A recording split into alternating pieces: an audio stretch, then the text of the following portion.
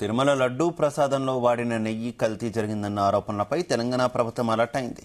తెలంగాణలోని ఆలయాల్లో ప్రసాదాల తయారీకి వినియోగించే నెయ్యిని ఇకపై ప్రైవేటు సంస్థల నుంచి కాకుండా ప్రభుత్వ సంస్థ అయిన విజయ డైరీ నుంచి కొనుగోలు చేయాలని రాష్ట్ర ప్రభుత్వం ఆదేశించింది. ఇన్నాళ్లు ప్రభుత్వ రంగ సంస్థను కాదని ప్రైవేట్ కొనుగోళ్లకి ఆలయాలు ప్రాధాన్యత ఇస్తున్నట్టు గుర్తించిన ప్రభుత్వం ఈ మేరకు ఆదేశాలు జారీ చేసింది. టెండర్లతో పని లేకుండా ఇకపై ఆలయాల్లో ప్రభుత్వ పాడి పరిశ్రమాభివృద్ధి సమాఖ్య ఆధ్వర్యంలోని విజయ డైరీ ఉత్పత్తి చేసే నెయ్యిని వాడాలని సూచించింది.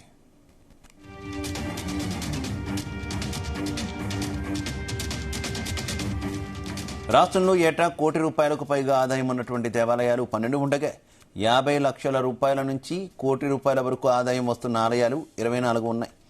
ఇక 25 లక్షల నుంచి 50 లక్షల ఆదాయం ఉన్నవి మరో 325 ఉన్నాయి. వీటిలోని దాదాపు అన్ని ఆలయాల్లో లడ్డూ ప్రసాదం నైవేద్యాలకు ప్రైవేటు సంస్థల నుంచి నెయ్యిని కొనుగోలు చేస్తున్నారు. పెద్ద దేవాలయాల్లో టెండర్లు పిలుస్తుండగా చిన్నవాటిలో అధికారులు నేరుగా సంస్థల నుంచే కొంటున్నట్టు సమాచారం.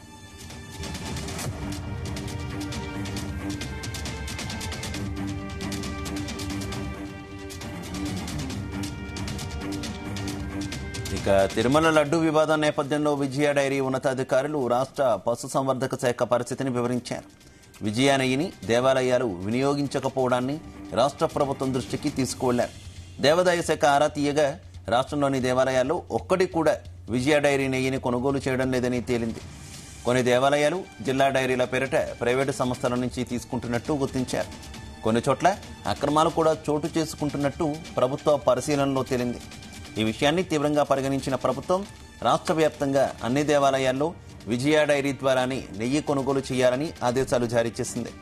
ప్రైవేటు సంస్థల నుంచి తీసుకున్నట్టు తేలితే చర్యలు తీసుకుంటామని హెచ్చరించింది. ఇదే విషయానికి సంబంధించి మరింత సమాచారం మా కరెస్పాండెంట్ యాకేష్ అందిస్తారు.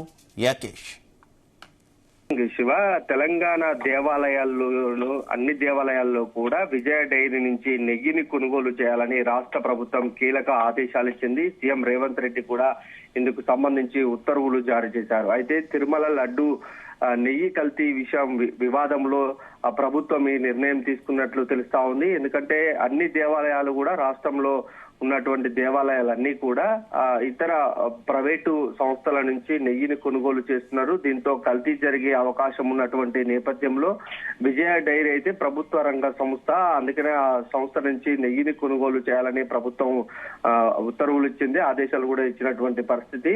అయితే ప్రధానంగా మనం చూసుకుంటే దాదాపుగా తెలంగాణలో ఎక్కువగా దేవాలయాలు కూడా ఆదాయాన్ని ఆర్జిస్తున్నాయి. దాదాపుగా 12 దేవాలయాలు ₹1 కోటి వరకు కూడా నెలకు ఆదాయం ఆర్జిస్తుంది. మరో 24 దేవాలయాలు కూడా 50 నుంచి ₹1 కోటి కూడా ఆదాయాన్ని ఆర్జిస్తున్నటువంటి పరిస్థితి. మరో 325 దేవాలయాలు కూడా దాదాపుగా 25 లక్షల లోపు కూడా ఆదాయాన్ని సమకూర్చుకుంటున్నటువంటి నేపథ్యంలో భక్తులకు, అక్కడికి వచ్చేటువంటి భక్తులకు కూడా మంచి నాణ్యమైన ప్రసాదాన్ని అందించాలి. అటు నైవేద్యాలు అయితేంది, లడ్డూ తయారీకి సంబంధించిన విషయంలో నాణ్యత పాటించాలి. భక్తులకు ఎలాంటి ఇబ్బందులు కలగకుండా ఈ ప్రసాదాన్ని అందించాలన్న ఉద్దేశంతోని కల్తీకి చెక్ పెట్టే విధంగా ప్రభుత్వం ఈ చర్యలు తీసుకుందని చెప్పుకోవచ్చు.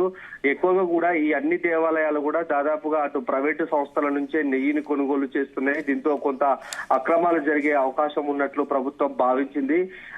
ఈ దాదాపుగా కొన్ని చిన్న దేవాలయాలు డైరెక్ట్ గా సంస్థల నుంచి నెయ్యిని కొనుగోలు చేస్తుండగా మరి ఈ ప్రక్రియను కొనసాగిస్తున్నాయి.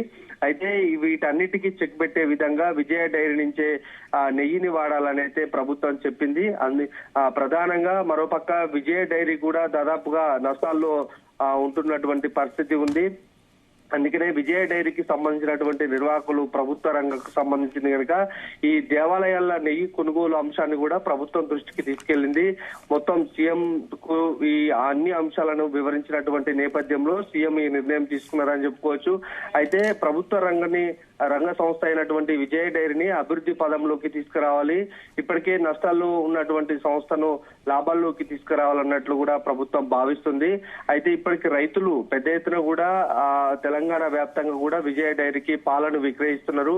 అయితే విక్రయిస్తున్నప్పటి రైతులకు విజయ డైరీ నుంచి కొంత డబ్బులు చెల్లిస్తున్నప్పటికీ కూడా పూర్తి స్థాయిలో వాటికి కొంత ధర ఇంకా పెంచాలని రైతులు కూడా డిమాండ్ చేస్తున్నటువంటి నేపథ్యంలో ప్రభుత్వం కనుక ఇప్పుడు తీసుకున్నటువంటి తీసుకున్నటువంటి నిర్ణయంతో ఇంకా పాల ఉత్పత్తి పెరిగే అవకాశం ఉంది. రైతుల నుంచి కూడా పెద్దగా ఇంకా పాలను కొనుగోలు చేసే అవకాశం ఉన్నటువంటి నేపథ్యంలో ఇంకా విజయ డైరీకి పాలు అవసరం పడితే గనక ఈ అక్కడి నుంచి వచ్చేటువంటి నెయ్యిని ఇతర దేవాలయాలకు ఇతర సంస్థలకు సరఫరా చేయాలని భావిస్తుంది. ఆ నేపథ్యంలోనే విజయ డైరీని కొంత నష్టాల్లో ఉన్నటువంటి నేపథ్యంలో లాభాల్లోకి తీసుకురావాలన్న ఉద్దేశంతో ఈ చర్యలు తీసుకున్నారని చెప్పుకోవచ్చు. అయితే దేవాలయాలు ఈ అంశానికి సంబంధించి ఎలాంటి కసరత్తు చేపుతున్నారు అంటే ప్రధానంగా ప్రభుత్వం ఆదేశించినప్పటికీ కూడా కొన్ని దేవాలయాలు పాటిస్తాయా లేదా అనేది కూడా చర్చగా మారింది. ఎందుకంటే కింది స్థాయిలో చిన్న చిన్న దేవాలయాలు ఉంటే గనక వాళ్ళంతా కూడా ఇప్పటికే బయట ప్రైవేటు కానీ ఇతర అంశాల ద్వారా వాళ్ళు కొనుగోలు చేస్తున్నటువంటి నేపథ్యంలో ఒకవేళ విజయ డైరీని వాడకుంటే మాత్రం కఠిన చర్యలు కూడా తీసుకుంటామని ప్రభుత్వం హెచ్చరించింది. ఈ నేపథ్యంలో అటు విజయ డైరీకి లాభం చేకూరే అంశం ఉంటుంది.